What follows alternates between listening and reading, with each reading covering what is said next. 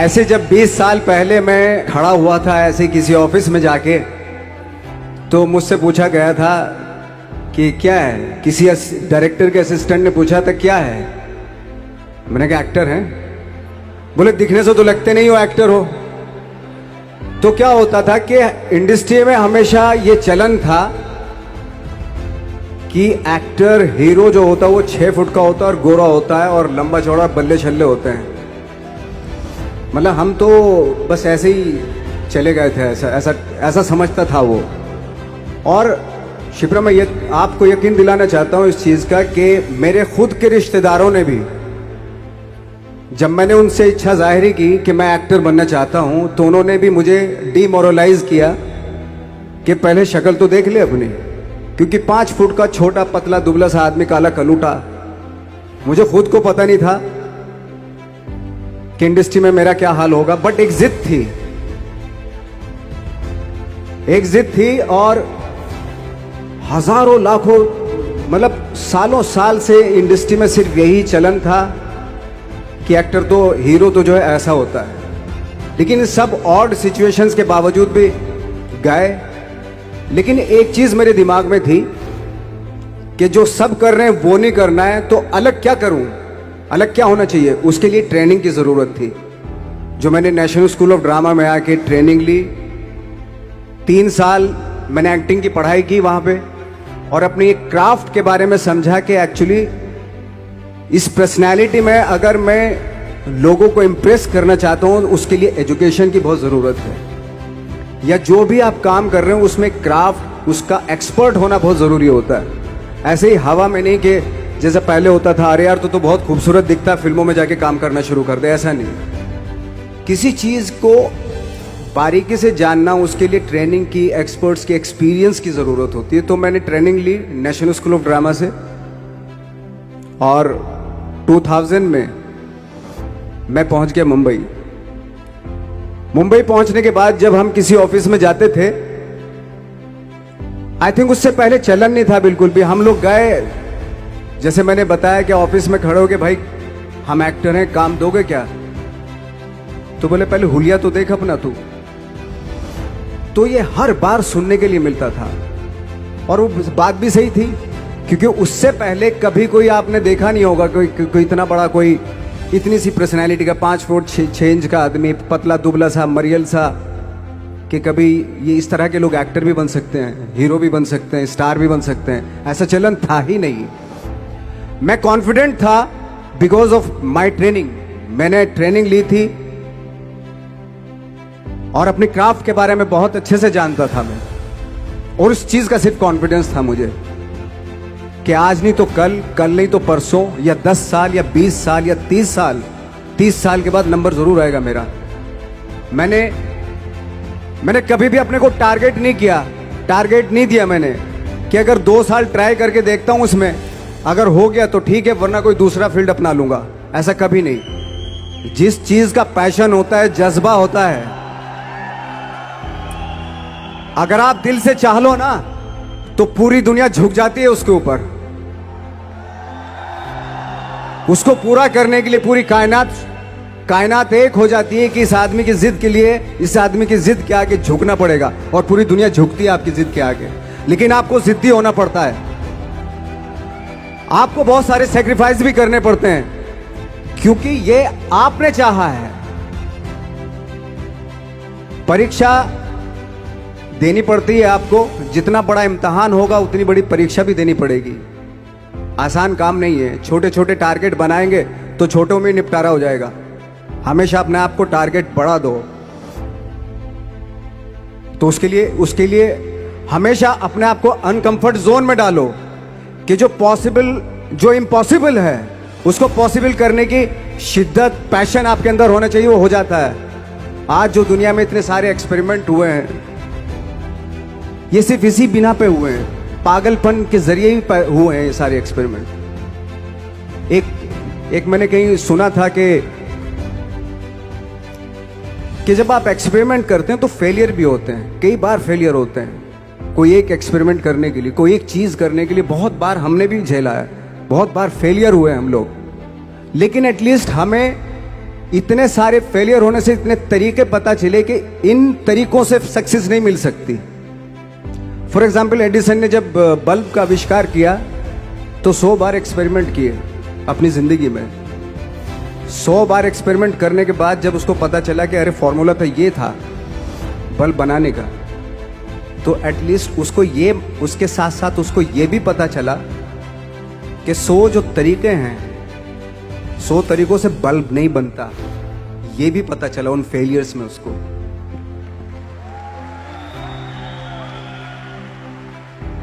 जब हम लोग मुंबई आए तो हमें मालूम था हमारे पास पर्सनैलिटी नहीं है, हमारे पास बैक नहीं है, या हमारे फादर दादा परदादा तो फिल्म इंडस्ट्री में है नहीं, हम ही हैं, तो हमें क्या करना चाहिए।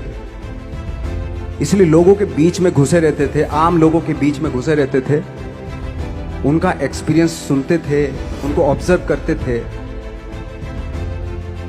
तो आई थिंक मेरे पास 15 साल तक, 10-12 साल तक कोई काम नहीं था। जैसे आपने बताया कि बहुत ही 10-10 सेकंड के रोल करके घर में आके बैठ जाता, पूरे साल खाली बैठे रहते थे हम लोग। लेकिन एक चीज थी कि लोगों के बीच में रहते थे। लोगों के बीच में रहने से ये एहसास हुआ हमें कि तरह तरह के लोग हैं, लेकिन हमारी इंडस्ट्री में सिर्फ एक ही तरह की एक्टिंग होती है। हजारों करोड़ों लोग हैं इस दुनिया में, लेकिन एक्टिंग सिर्फ एक ही तरीके से होती है हमारे यहां। तो मुझे लगा यार, ये मैं तो ट्रेन भी हूं, मुझसे अपनी आर्ट भी आती है, और हजारों लोगों को मैं ऑब्जर्व भी कर रहा हूं, तो ये तो सबसे अच्छा सूत्र है। इससे तो मैं बहुत कुछ कर जाऊंगा। तो जब ये सूत्र पता चला मुझे कि अब मैं ये जो हजारों लोगों को मैंने ऑब्जर्व किया है, अब जब भी मुझे कोई रोल मिलेगा उन्हीं में से वो एक इंसान होगा। उसी में वो ठाकरे, बाला साहब ठाकरे होंगे, उसी में मंटो होगा, उसी में गणेश गायतोंडे होगा, उसी में फैजल खान होगा, उसी में माजूमदार साहब होंगे। तो इस तरह के, ये कब हुआ? जब हमने लोगों को ऑब्जर्व करना शुरू किया, लोगों के बीच में रहे। मैं 15 साल के बाद जो मेरी लाइफ थी, जिसमें खाने तक को नहीं मिलता था, अब फॉर्चुनेट अपने आप को समझने लगा था कि थैंक गॉड कि मुझे ऐसे लोगों के बीच में मुझे रहने का मौका मिला। तो कभी भी, आई थिंक मुझे लगता है कि कभी भी जब आप स्ट्रगल कर रहे होते ना, वो एक मौका होता है आपके पास, वो एक चांस होता है आपके पास कि कैसे उसमें आप अपना ऑब्जर्वेशन, एक्सपीरियंस, जब आपको काम मिलेगा वो उसमें लगाएंगे आप। तो मेरी लाइफ बहुत ही, आज जब मैं सोचता हूं कि यार ये तो बहुत ही अच्छा हुआ था जो 15, 10, 12 साल मैंने बिना काम के गुजारे, जो लोगों के बीच में रहा था, मैं आज वो काम आ रहा है मेरे। जहां जरा सा कोई कैरेक्टर मिलता है तो आदमी इसलिए कनेक्ट करता है उनसे कि उनको लगता है कि यार ये तो मेरे पड़ोस का ही, आसपास का ही ये बंदा। मैंने देखे हैं इस तरह के लोग। आई थिंक यही हमारी सबसे बड़ी जीत है as an actor, you know. आप जो आप हैं वो आपने बनना चाहा था, और अगर डिसअपॉइंटमेंट आ रहे हैं तो आप तो कंप्लेन भी नहीं कर सकते, क्योंकि आप ही ने चाहा था ये बनना।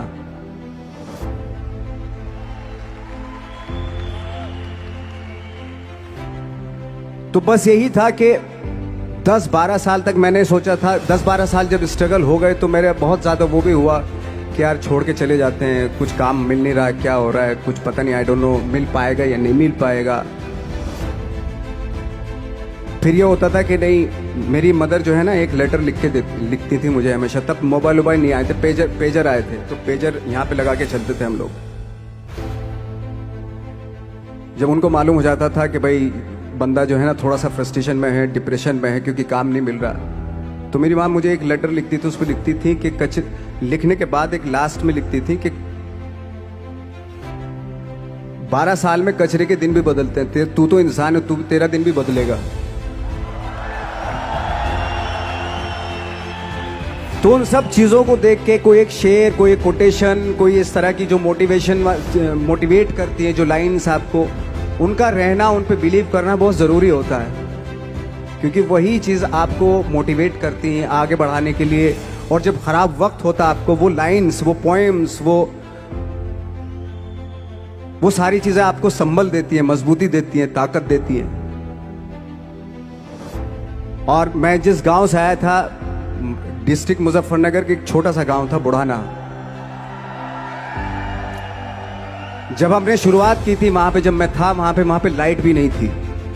1 घंटे के लिए रात में कभी आ गई, या 1 महीने के बाद हल्का सा मुंह दिखा के चली गई। इस तरह की लाइट इस तरह होती थी।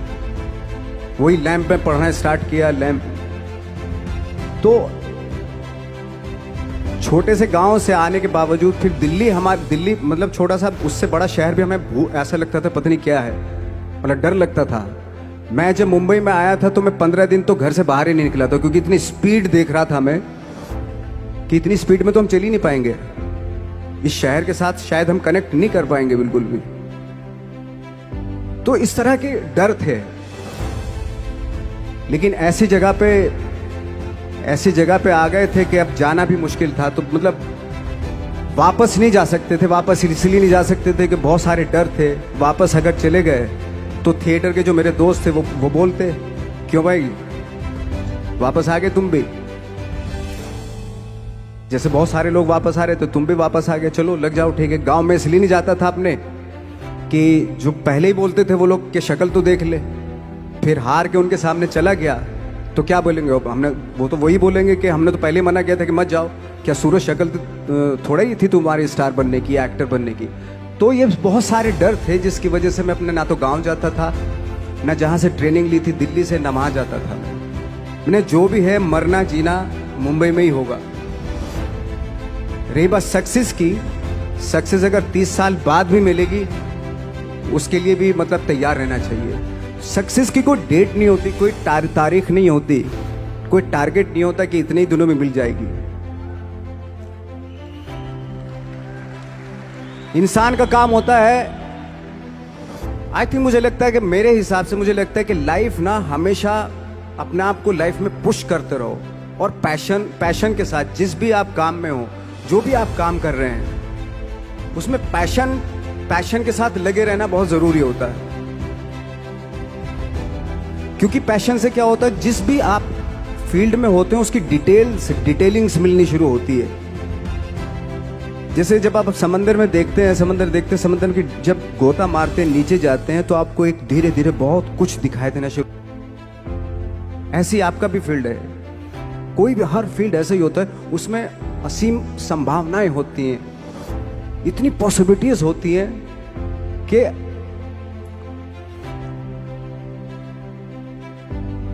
आई थिंक दुनिया का हर काम में इतनी सिर्फ अगर एक दर्जी है पैंट सीता है, 1000 तरीके की पैंट सी सकता है अगर वो चाहे तो।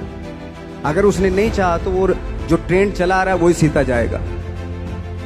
लेकिन अगर उसने चाह लिया कि मैं ऐसा कुछ करता हूं, तो 1000 तरीके की पैंट उसी में 1000 तरीके की सी देगा वो पैंट। ऐसे हर फील्ड में पॉसिबिलिटीज बहुत होती हैं और एक परफेक्शन होता है। फॉर एग्जाम्पल जैसे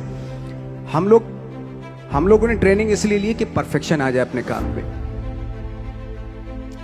जैसे एक मैंने एग्जाम्पल सुना था कि ये छोटी छोटी चीजें जो मैं बता रहा हूं, ये चूंकि मैंने बचपन में सुनी थी, उन पे उन्हीं को अपनी लाइफ बना के आगे बढ़ा तो आज यहाँ पे हूँ। इसलिए वो छोटी छोटी चीजें बहुत काम आती हैं, उनको सुनना बहुत जरूरी होता है इंसान के लिए। बताते हैं कि एक बहुत बड़े, पता नहीं ये सच है झूठ है, मुझे नहीं इतना ज्यादा नहीं मालूम, बट